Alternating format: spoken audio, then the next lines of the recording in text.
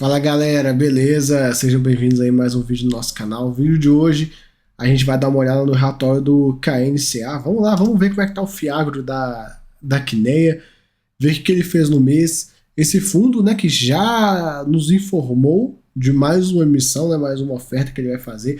Eles querem mais ou menos ali uns 500 milhões de reais. Galera, não vou falar mais da oferta, até porque não saiu os dados ainda completos. Vai ser uma oferta pública. Sendo uma oferta pública, primeiro eles soltam só esse tipo de esse aviso pra gente: vamos fazer uma oferta. Aí depois eles soltam o prospecto preliminar. Depois eles soltam o prospecto definitivo. Depois eles soltam o anúncio de início. Enfim, demora.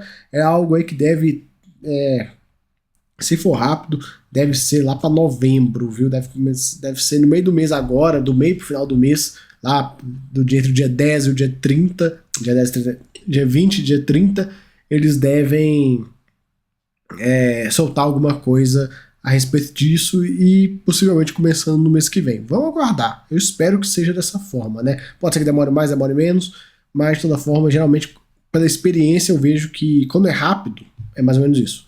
Beleza? Então, eles querem 500 milhões, mais ou menos uns 500 milhões de reais. E isso vai dar um fator de preferência de mais ou menos 0,6. Então, se você tiver 10 cotas, você vai poder ter mais 6 cotas. Então, é mais ou menos isso.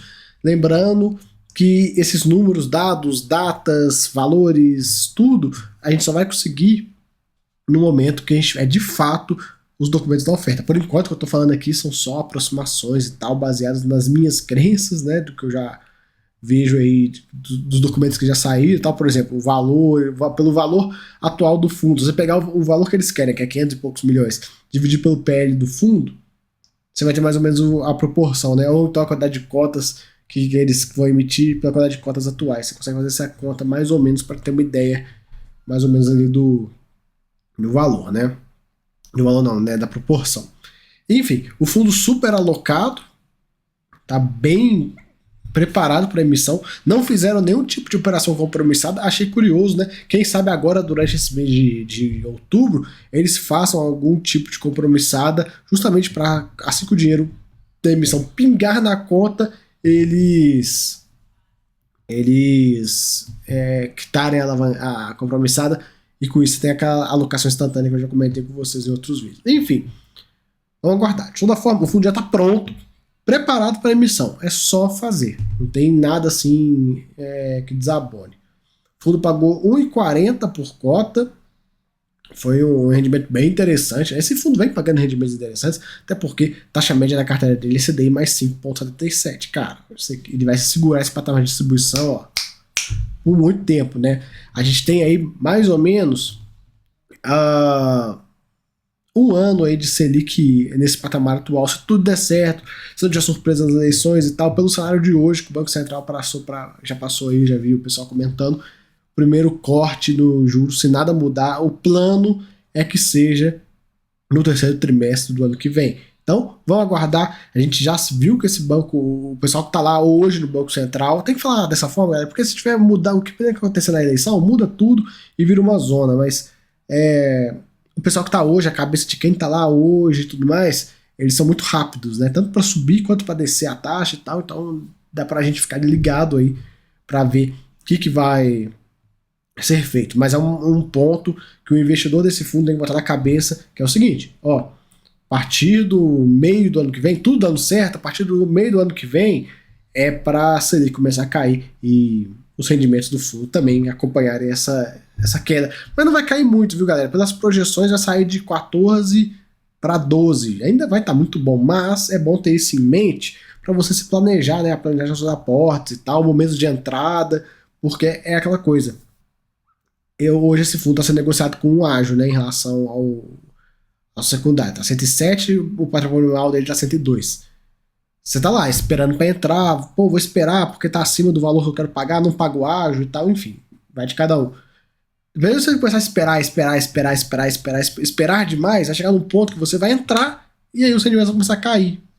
E aí faz sentido entrar? Eu não sei. Isso aí vai muito de cada um. Mas eu gosto de botar isso em mente, até porque no terceiro trimestre do ano que vem, esse prêmio todo que esse fundo tem não vai se sustentar tanto. Então é coisas que você tem que ir botando na precificação e tudo mais. Muita gente fala, como é que eu precifico um fundo de papel e tal, um fundo imobiliário? Cara, se tivesse uma fórmula mágica, é muito fácil, seria muito fácil, mas são muitos fatores que entram na conta. Pelo menos na minha visão, né? Você vai comprar um fundo desse, vou botar um exemplo. O cara vai comprar esse fundo a R$ 107, um mês, faltando um mês para o Banco Central começar a derrubar os juros, cara, não faz sentido essa compra. É melhor você esperar. Enfim, da mesma forma que se abrisse uma janela de preço, agora, sei lá, desse uma cagada, o preço caísse para R$ 102. Pô, aí vale a pena? Não vale a pena? Enfim, são muitos fatores para deixar de uma maneira muito simplista, não dá. Aqui alguns dados, a administração, marquei ela, porque esse fundo está chegando num PL interessante, né? Vai passar de 1 bi. Quem sabe, né, dona Quineia? Passando de 1 bi, cortar isso aqui um pouquinho, né? Não precisa ser muito, corta um pouquinho. Passar de 2 bi, corta mais um pouquinho. Passar de 3 bi, corta mais um pouquinho. E vai cortando para ficar num patamar bem alinhadinho com o cotista, né? Até bom, esse fundo já tem um diferencial de não ter taxa de performance, né? Imagina se ele consegue reduzir a taxa. Putz, aí ele já fica difícil para a concorrência, né? Enfim, movimentações. Comprou 2 novos CRAs. Esse primeiro, Tecnomil aqui, já estava na carteira do fundo, a gente já conhece ele. E o segundo é o Nativa, nova operação, a gente vai ver ela já. Vou deixar para ver mais para frente, porque o texto que está aqui é o mesmo texto que está lá embaixo, então a gente não vê o texto 2 vezes, a gente vê ele lá embaixo. Aqui ele traz um update setorial bem interessante sobre o setor do sucro alcooleiro, né? Açúcar e etanol. Achei bem legal que ele coloca que tá no final do período da moagem da safra de 22-23, que está atrasada, né? Geralmente termina em outubro, mas deve terminar mais para frente, até novembro ou dezembro. E essa safra desse ano tá 6% abaixo, né, do ano anterior. A gente vai acompanhando. Mas um ponto assim, o mais importante desse texto, de todo esse texto, quase uma página, é o seguinte, é esse aqui, ó. Deixa eu até pegar aqui, ó. Além disso, né, o relatório da UNICA, União das Indústrias de Cana-de-Açúcar e Bioenergia, também destaca a melhora na qualidade da matéria-prima nas últimas quinzenas, indicada principalmente pelo aumento do açúcar total recuperável, ATR. Você já leu essa sigla em outros relatórios, a gente já passou por ela. ATR por tonelada de cana produzida. O que significa que tem sido possível produzir mais açúcar ou etanol para cada tonelada processada. Esse é o ponto mais importante, galera. Este ganho operacional, esse ganho de eficiência é o mais importante, porque o agro ele vem ganhando ano a ano, melhorando a eficiência. Então você não precisa plantar mais, você melhora a eficiência dentro da sua área plantada. E nisso, melhorando dessa forma, isso traz um ganho competitivo bem interessante aí para esse setor. Fora, né, que agora com os fiagros entrando na parada, a tendência é que isso aconteça cada vez mais, que a usina consiga emitir um CRA e comprar uma máquina ultra mega blaster que consegue pegar extrair mais açúcar ou mais etanol da cana, enfim, ela consegue melhorar o processo dela, consegue plantar, enfim, N fatores que o Fiagro pode ajudar aí esse setor do agro. E esse produto está muito no início ainda, nasceu ontem e tem tudo para ser um baita ativo, uma baita classe de ativos. Claro, tem os riscos, tem os problemas, tem os medos, mas galera, eu acho que tem tudo para dar certo. Claro, vão ter problemas no caminho? Vão. Já estão tendo problemas? Já está tendo problema. Eu ainda não gravei sobre o problema que está dando, mas eu vou mostrar para vocês em breve. Estou só esperando maturar um pouquinho para trazer aqui, para não trazer algo muito preliminar, enfim. Mas já não é nem nesse fundo, viu? Fiquem tranquilos. Mas já tem Fiagro dando dor de cabeça, já tem CRA dando dor de cabeça. E galera, vai acontecer. E não adianta ficar naquele discurso de assim, não, eu não vou investir em Fiagro porque eu não quero participar dos problemas e tal. Cara, um bom produto não vai ter problemas. Agora, uma hora ou outra vai acontecer alguma coisa e a gente vai acompanhando. Da mesma forma que pode acontecer num fundo de CRI, enfim, né, só se molha, né, quem está na chuva. Então, é aquela coisa. E acho que tem um futuro muito bom para Fiagro aí. Como eu falei, tá só começando. Falta ainda muitas gestoras virem com produtos. A gente tem poucos, deve ter o quê? Acho que tem. Se é 25 Fiagros, é muito. Assim como o setor de FIINFRA, né? FIINFRA eu sinto uma falta bem grande. Enfim. Vamos lá. Eles comentam que verificaram uma sustentação do preço nacional do açúcar no patamar médio e o etanol, com essa queda forte que teve na gasolina, ficou pressionado, né, para as usinas. A usina ela sempre faz o mix, né? A etanol está muito barato, ela joga para o açúcar. O açúcar está muito barato, ela joga para o etanol. E o problema, né, nesse ponto e se os dois estiverem muito baratos? O que a usina vai fazer? É isso que a gente vai ficar ligado. Enquanto a usina tem alternativas, tem para onde correr, você fica um pouco mais tranquilo. Então, beleza, o etanol tá barato? Tá muito barato? Ok. Mas o açúcar tá num patamar de preço interessante. Então, faz açúcar, a tendência é que os preços se ajustem, né? Enfim, vamos acompanhando, né? E até coloca, assim é esperado que as usinas continuem a aumentar, dentro do possível, o mix açucareiro na sua produção, a fim de compensar parcialmente as perdas decorrentes do menor preço do combustível e aproveitando o nível atual dos preços do açúcar, né? Enfim, aqui um pouco da diferença da safra, né, do acumulado, tá levemente abaixo do ano anterior. Carteira dele, pessoal, é uma carteira focada CDI mais 5, uma taxa bem legal, a gente veio bem diversificado também. E com essa próxima emissão, galera, saindo o prospecto, eu vou fazer vídeo, né? Assim que sair as datas, tudo bonitinho e tal, aí a gente vê lá o pipeline, vê o que eles querem comprar e tal, isso aí fiquem tranquilos, o vídeo vai sair assim que eu tiver o material, né? Como eu não tenho material, não tem como sair vídeo.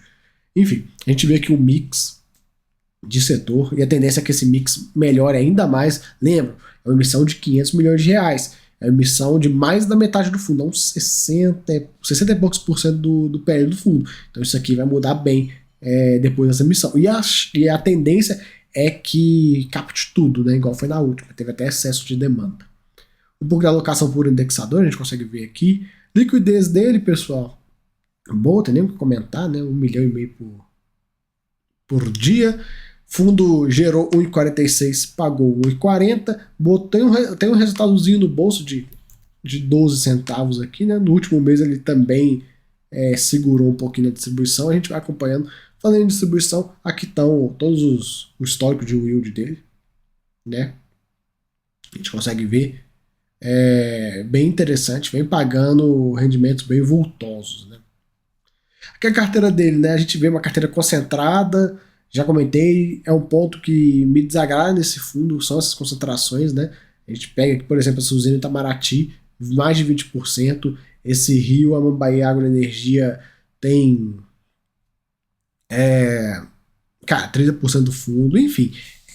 Esse Tecnomil aqui também tem, enfim, ele está bem concentrado.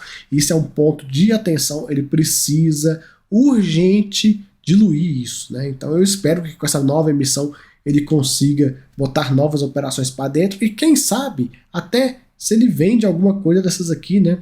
Às vezes eu não cheguei a olhar, viu, pessoal? Mas esses CRAs, como são CRAs novos, eles têm aquele período de lock-up. Lock-up é o período que você não pode negociar. Pode ser que esses aqui estejam no lock-up e ele não consegue negociar, mas assim que conseguir, se for o caso, e o fundo fizer essa negociação, vai ser bem interessante, né? Vai melhorar bem o mix de risco do fundo. Então, fico na torcida aí para caso isso aconteça. Não precisa vender tudo, mas reduzir a mão seria interessante. E essa nova emissão vai ajudar a resolver esse problema. Eu vejo essa emissão de 500 milhões também uma emissão um pouco tímida, né?